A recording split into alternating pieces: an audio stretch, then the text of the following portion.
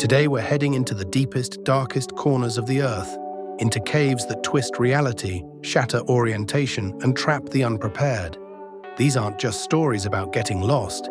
These are real-life nightmares where experienced adventurers get physically and mentally tangled in nature's deadliest mazes. And what makes these stories so chilling isn't just the danger, it's how fast things go wrong. How a single wrong turn, a tight squeeze, or one missed breath can spiral into hours or days of terror. Ice Rink Cave. Nightmare, Chris Molino, 2003. On a clear May morning in 2003, Chris Molino thought he was heading out for a casual family cave trip. Just him, his wife, and their 3 kids, out in the Washington wilderness. Nothing fancy. He'd explored lava tubes before. He knew the terrain. He'd packed light, programmed his GPS, and memorized the cave layout from an online forum. What he didn't count on was the cave lying to him. They parked near a faint trail off a forest road. Chris led the way toward a sinkhole hidden in the pines, a cold, dark scar in the earth. It didn't look quite like the one from the map, but close enough. He threw on his helmet, turned on his headlamp, pocketed the car keys, and told his wife he'd scout ahead. He never expected to be gone for hours. As Chris moved deeper into the cave, the temperature dropped fast. Roughly 100 feet in, he hit what looked like a dead end. But to the right, a tight crawl space offered a way through.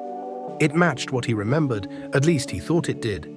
He dropped to his knees, pushed his gear ahead, and crawled in. He emerged into a larger tunnel, turned left, expected it would lead to the main chamber, but instead of opening up, it kept going.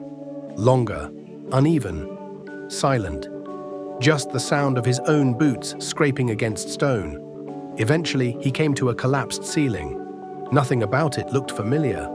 He pushed through loose boulders, convinced the main exit must be just beyond. It wasn't. Instead, he found another collapse. More rock, more dirt. No light, no exit. He turned back. After minutes of walking, he found the same collapse again, scratched an X in the dirt, walked away, counted 400 steps, and found himself standing over that same X. The cave had twisted him into a loop. The realization hit hard, sweat chilled against his skin. He moved systematically, running gloved hands along the walls, crawling, searching. Nothing. Just rock. Unbroken stone. The weight of the car keys in his pocket reminded him his family was stranded above, waiting. Time blurred, his headlamp dimmed, breathing turned shallow, the air tasted metallic. Every second underground chipped away at his strength, his muscles cramped, his throat burned, the loop never ended. Until finally, he noticed something different. A slight break in the shadows, hidden beneath a rock, a crawl space, barely visible. He dropped flat, scraped his way through, elbows raw, and crawled forward. Then light. Afternoon sun blasted into his face. He stumbled out, blinking, stunned, into a world that hadn't moved. Chris made it out. But not before the cave showed him how easy it is to walk in circles. Forever. Boy Scout Cave, Michael Shiro and Yavik Henderson, 2003. Later that same year, another cave would test the limits of human panic and physical endurance. December 27, 2003. Florida, 8 teenage boys from a San Antonio youth center, led by 2 adult counselors, set out for an afternoon exploring Boy Scout Cave. The adults, citing their size, stayed outside. That left the boys to enter the cave on their own. Boy Scout Cave is dry, tight, and notoriously winding. It lures you deeper, twisting like a snake, with each turn tighter than the last. The group brought 9 flashlights for 10 people. It was enough at first. Michael Shiro, 15, and Yavik Henderson, 16, took the lead.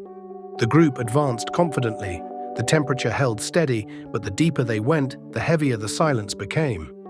An hour in, they reached a place locals call the Hairpin Curve, a brutally narrow S-bend of stone known to challenge even experienced cavers. Michael went first, then Henderson followed. Midway through the bend, something went wrong. Henderson got stuck, his ribs wedged tightly between the cold limestone walls. The curve was too sharp, the space too narrow. He couldn't move forward, couldn't breathe fully. The stone pressed in from both sides. Michael realized his friend wasn't coming through. He turned back, crawled into the tight space, and tried to pull him out. The two boys thrashed in the dark, scraping skin and bruising limbs, but Henderson wouldn't budge. They were trapped. Meanwhile, the rest of the group panicked. Their flashlights began flickering. One counselor outside had lit a fire to keep warm, unaware it might deplete the cave's oxygen. Fear spread fast. Some of the boys began to believe they were suffocating. The decision was made. They had to leave. They crawled frantically back to the surface, tears and dirt streaking their faces, and told the counselors what had happened. What none of them realized in that moment was how long the next few hours would stretch. How time bends in a cave when someone you care about might not come back out. Inside, Michael stayed with Henderson, his body wedged awkwardly in the curve, his limbs going numb from holding position too long. He whispered to his friend, trying to calm him, but his own voice was shaking. The cave absorbed every sound, turning even a whisper into a hollow echo. Henderson's breathing became ragged, his muscles were locking up. The stone walls seemed to grow colder by the minute. Outside, sirens approached, but inside, the silence pressed down like weight. Every second passed in slow motion. Michael slumped against the wall, dizzy, fighting the impulse to sleep, his body giving up faster than his mind could respond. When rescuers finally reached them, they found two boys stretched to their limits, one conscious but fading, the other nearly gone. Rescuers used chisels to slowly widen the jagged slit. Each strike echoed through the rock like a heartbeat.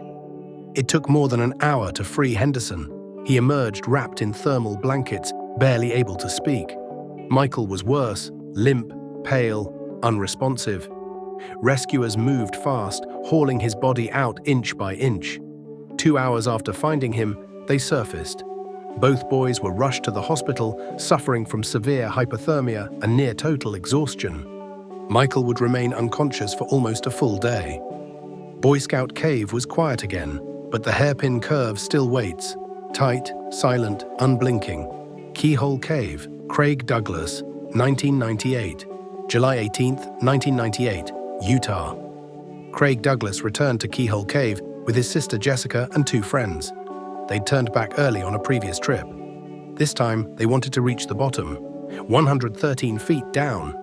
Keyhole Cave doesn't sound dangerous, but it's long, twisted, and full of low ceilings that require crawling through tunnels barely wider than a human body. And at the very end lies Paul's pipe, a tube only 1 foot high, leading to a vertical pit. Craig went first.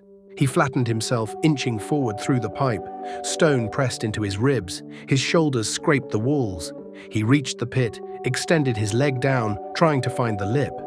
That's when things turned. His foot caught, his knee locked. Pain flared instantly. He tried to move. Nothing. The more he struggled, the tighter the stone pressed. He was stuck, angled downward, pinned in place by his own leg. Jessica called out, sensing something was wrong. Buster crawled in to help, but could only get close enough to see Craig's twisted position. They tried everything, shifting, pulling, repositioning, no space, no leverage. His leg swelled, circulation slowed, the pain turned from sharp to unbearable. They wedged clothes beneath him to stop his body from sliding deeper into the pit. The walls were so tight that even speaking took effort. Every word bounced back in distorted echoes that made communication feel eerie and slow. Craig was suspended between stone and air, not fully in the pit, not fully in the tunnel, just caught in limbo as time crawled past.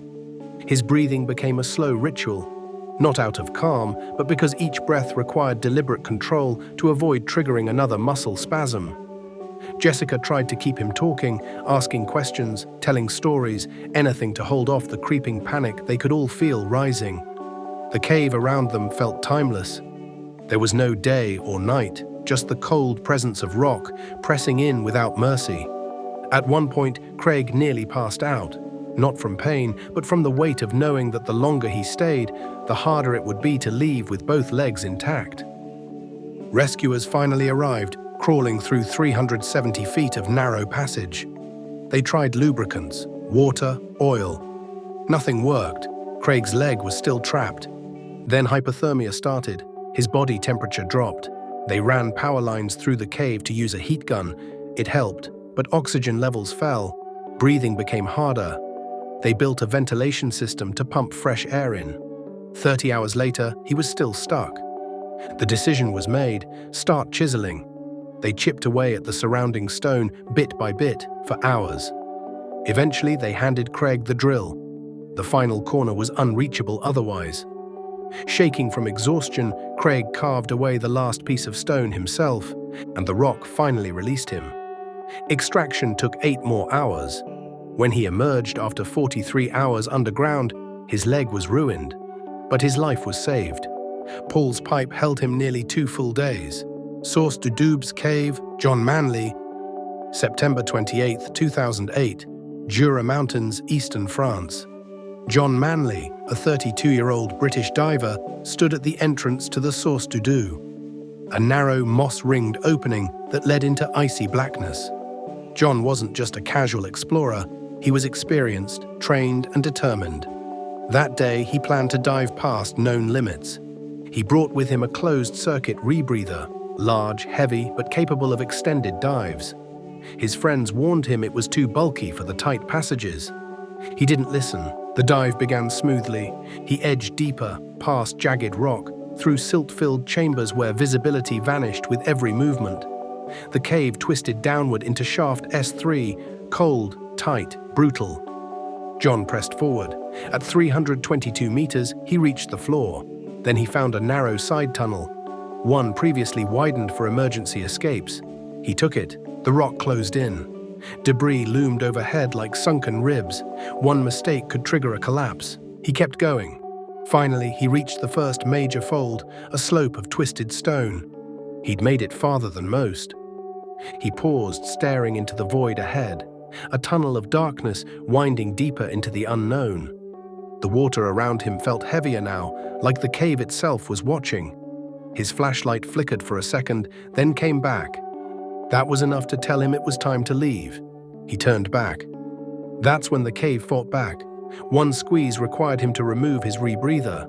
He slipped through, but when he tried to strap it back on, the space was too tight. His back, stiff from an old injury, wouldn't let him twist properly. He fumbled in the dark, trying to rotate the rebreather into position. His gloves slipped. His body was fatigued. The cave wasn't giving him an inch. He considered waiting, resting. But down here, there's no waiting. Time runs out. Then, the bottle slipped, the hose tore, no air. He grabbed for it, nothing. He scanned the silt-choked water. Everything looked the same. Deep underwater, with no margin for error, John blacked out. His friends waited. Minutes passed, then hours. They dove in, hoping. 26 meters down, they found him beneath a ledge. Too late. Dragonniere Cave, Eric Establi, 2010. October 3rd, 2010. Southern France. Eric Establi, 46, was one of the best. Underwater engineer, seasoned diver. He entered Dragonniere Cave for a solo mission, mapping uncharted territory. The cave didn't care who he was. Dragonniere is tight, silt-heavy, and merciless. Every movement kicks up clouds. Every false turn is final. At first, everything went smoothly. Then, blackout. The silt rose. Visibility dropped to 0. A rockfall sealed the tunnel behind him. Eric was trapped. He dropped gear, left markers, hoped rescuers would find the trail. He tried turning back, but the collapse was too dense, too compact. The only way was forward, deeper into the unknown. Each breath became more deliberate. The cold pressed harder. The walls felt like they were moving. He hit a pocket of bad air, stagnant, bitter, and his lungs burned. But he pushed on. In one chamber, he tried tapping against the rock, hoping sound would travel. It didn't. He crawled over slabs of limestone coated in algae, every inch stirring more silt into the already black water. At one point, he thought he saw a shimmer, maybe light, maybe just hope. He swam toward it. Nothing. He turned, kicked upward, and hit a ceiling he hadn't seen coming. Panic started to edge in, but he never stopped moving, never gave up. When he missed check-in, an international rescue launched. Rick Stanton, John Valenthan, legends. They fought through freezing water, jagged tunnels, pitch-black chambers. On the second dive, they found Eric's abandoned scooter, scratch marks nearby. He'd tried crawling through a crack. They dove again and found him. 15 feet below, motionless. Too deep, too tight, too late. They couldn't retrieve him, but they recovered his dive computer. It told the story. Eric kept moving until he couldn't. These caves didn't just trap people, they twisted them. Physically, mentally, over hours, over days. Each turn, each crawl space, each descent, a gamble. One wrong move, and the cave takes control. And once you're twisted in deep, sometimes there's no way out. For more chilling true stories like these, make sure to like, subscribe, and hit that bell icon. Because what lies beneath is far more terrifying than what we see on the surface. Stay curious, but stay cautious.